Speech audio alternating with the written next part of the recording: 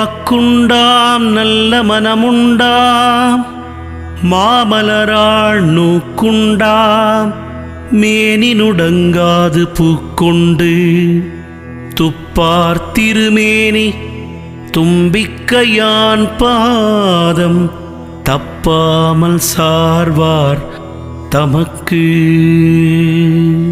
ஐந்து கரத்தனை ஆனை முகத்தனை இந்து நிளம்பிறை போலும் எயிற்றனை நந்தி மகந்தனை ஞானக் கொழுந்தினை பொந்தியில் வைத்தடி போற்றி நின்றேனே.